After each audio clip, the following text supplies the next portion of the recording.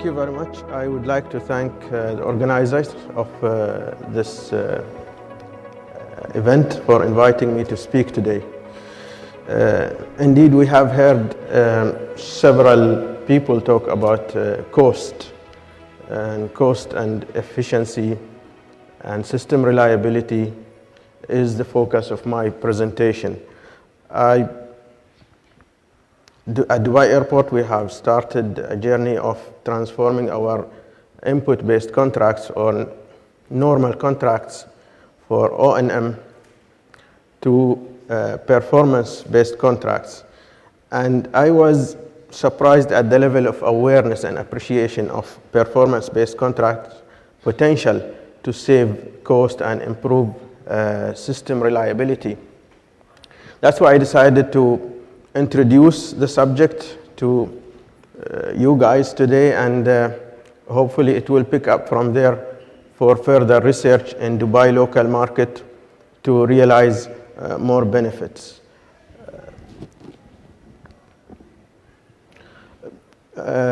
Performance-based contracts are famous in the construction field, but in the O&M sector, I have found very little knowledge about it at contractors level. That is from my own personal experience. At contractors level and at clients level. So my presentation today is going to be structured like this. I'm going to define input-based and performance-based contracts for you. Then we will compare both contracts model, highlighting important comparison criteria. I will talk about performance-based contract experience at Dubai Airport, linking that to the international experience in terms of cost saving and improving system reliability. We'll discuss briefly also why the cost is optimized with performance-based contracts. Then I will end up talking about risks and recommendations for better improvements, for better implementation of performance-based contracts. An input-based contracts, as all of you know, is a contract which specifies for resources. So the best way for a contractor to make money with an input-based contract is to increase the number of resources. With a performance-based contract, well, you specify for performance. And the best way for a contractor to make money with a performance-based contract is to improve his performance. That is, in my opinion, the main difference between both contract models. And that is why there is high potential with performance-based contract to improve on cost and system and asset reliability, because they are kept always in the focus of the contract itself and the contract management process. This is just a simple comparison to highlight to you the main differences between contracts, the two contracts models. There is very less focus on performance with input-based contracts, but with performance-based contracts, sometimes called output-based contracts, the focus is performance. Actually, the contract itself contains a performance management scheme which decides the payment level to the contractor. Payments are made based on resources availability with the first with input-based contracts, but they are made based on contractor performance. So you could charge the contractor for less performance, but most importantly, you should also put for contractor rewarding, a bonus for better performance. That is very recommended. Risks are less, are poorly defined and managed with input-based contracts, and usually the contractor ends up taking the risk.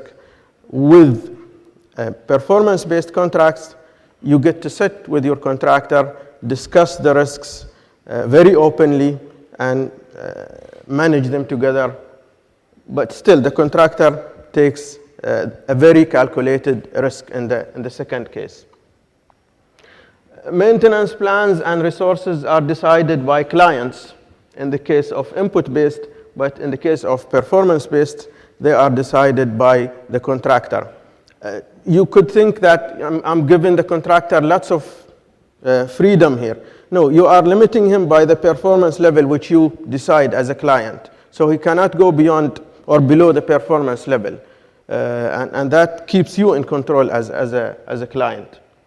Usually, performance-based contracts are more strategic. They tend to be longer. And that is the bargain, or that is the benefit which the contractor gets. He gets to have a long-term partnership with a big name like Dubai Airports or Etisalat or a big company. That association and the long-term provides the contractor the chance to save money and share that saving with the client. And last one is a very important one, the client focus. You focus more on day-to-day firefighting management with an input-based contract. With a performance-based contract, you get to look ahead. You plan for the future.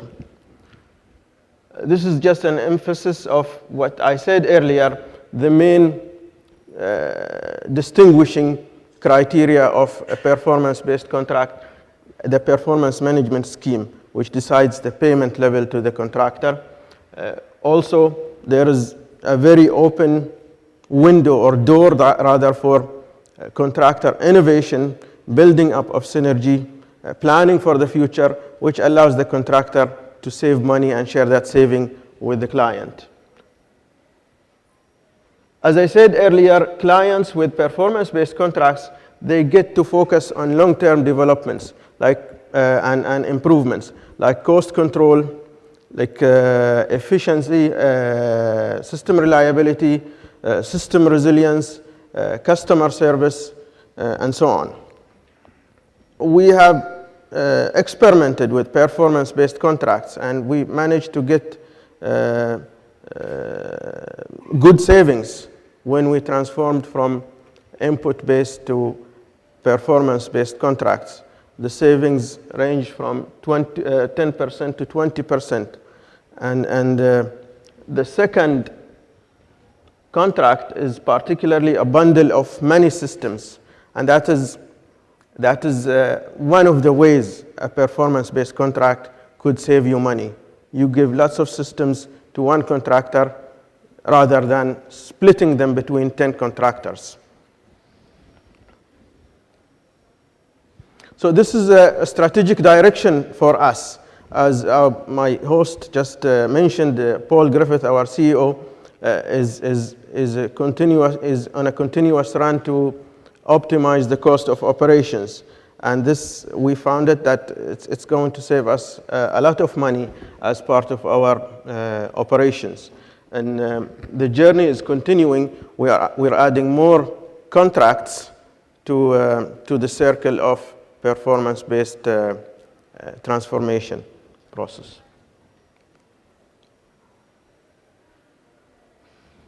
And at international level, this we didn't invent it, obviously, on our own. It came from our study and analysis of the international experience.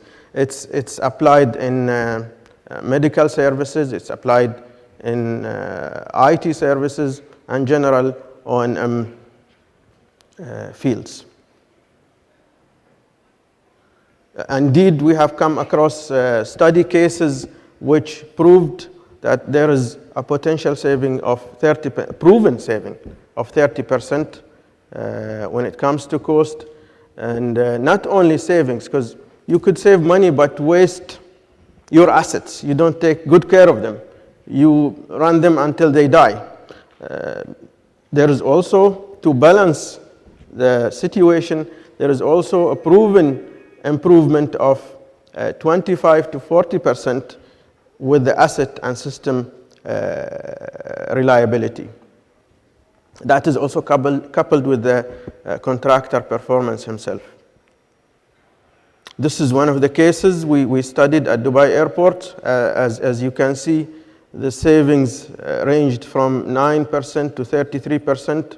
The And it's important to mention here that the contract model itself, the contract terms and conditions, they need to be built so that the process of improvement is continuing, whether improvement on cost or system reliability or performance.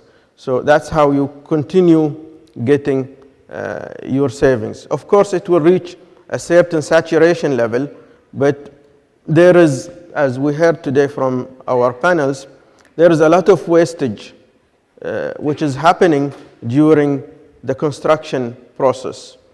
That is a good gift for you as an O&M manager to make savings for your company. In terms of system reliability and performance improvements, as I said earlier, we have studied at Dubai Airport's cases where it was proven to us that system reliability is indeed improved with performance-based contracts. And the first case I'm showing you here is about Rolls-Royce. It was conducted on aircraft engines, and they compared actually input-based contracts reliability to performance-based contracts reliability. They measured mean time between failures for these engines as a main indicator, and they've proven that the reliability has improved, as you can see in front of you. So why cost and reliability are improved or optimized with performance-based contracts? Simply because the focus is improvements. You get your team, your in-house team, and your contractor team to continuously focus on improving cost and improving reliability. With input-based contract, the focus of the contractor is to get more money, add more resources. So it's completely different approach to outsourcing.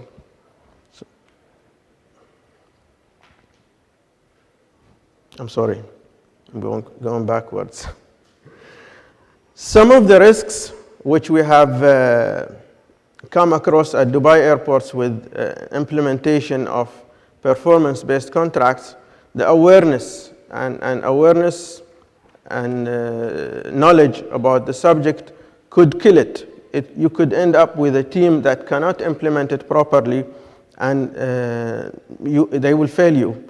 The government legal framework, it's very supportive of the conventional input-based contracts and too protective of the government and client. It doesn't open the door for the contractors to come and be innovative about their contract and deliver the savings and reliability which you look for. Full reliance on contractors. What I mean there particularly is you lose your in-house knowledge. When you outsource fully to a contractor and you put their supervisors in-house, you put their planners in-house, and you shift your team to go and do something else, then there is a big loss of knowledge, system-specific knowledge, which will cost you a lot. So you need to cater for that. Sudden departure of a contractor, that I came across that as a risk personally, and we had to cater for it. How do you overcome these challenges and risks? By training and awareness. I feel there is a big deal of training and awareness required for staff at procurement level, at legal level, at contractor staff level, at client technical staff levels, to ensure that the full team is geared and armed with the right knowledge and awareness to deliver you at the end a successful performance-based contract. You need to partner, you need to benchmark successful experiences with performance-based contracts, and you need to partner with a successful and international company which has proven track of success in performance-based contracts. And this one, next one, is to cater for the full reliance on contractor staff. So you need to keep an in-house experts team. That's what we did at Dubai airports. We kept an in-house team of experts. We called them SMEs, subject matter experts. This team is taking care of future developments, future plans planning for cost reductions, planning for service improvements at technical level, planning for system reliability and resilience improvements. So we kept that in-house team.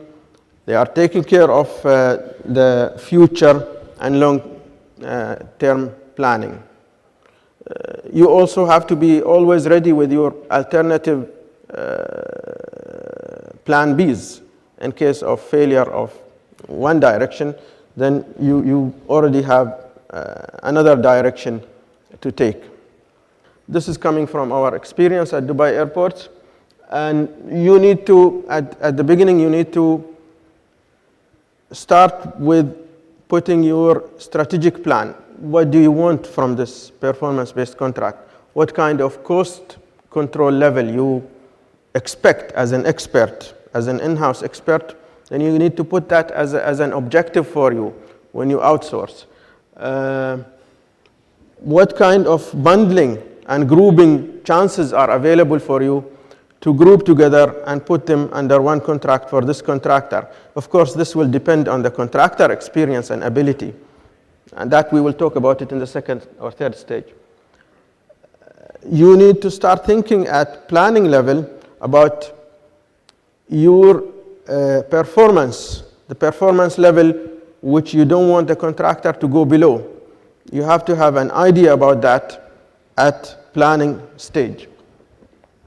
Then next stage is you need to go to the market and see if the market is ready for you. We have found in many cases that the market wasn't ready. That's why I said in the beginning, the market doesn't appreciate really performance-based contracts, and they're not ready to embark on that journey. And we had to go back, unfortunately, and change our plans. So you need to see the market if it's ready to deliver your strategic plan.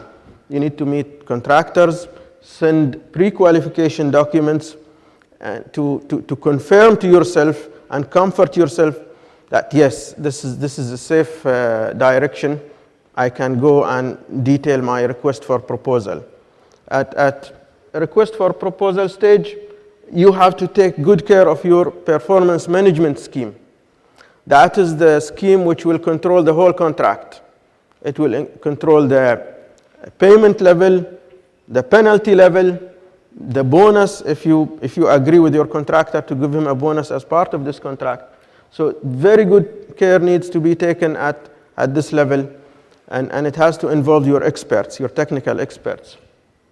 You need to allow site visits, and you need to share and discuss risks with your contractor. You don't want to bring a contractor and set him up for failure. So all the risks need to be obvious and clear to the contractor as you embark on this journey.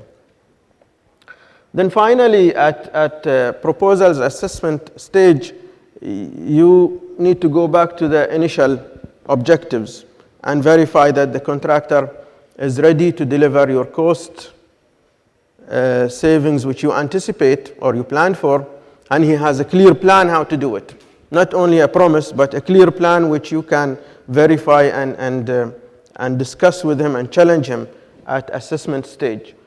You need to verify that he is going to deliver the services level which he promises or which you specify in your RFP. I think with that, as a general process, you will guarantee to yourself that you are in control of the whole process.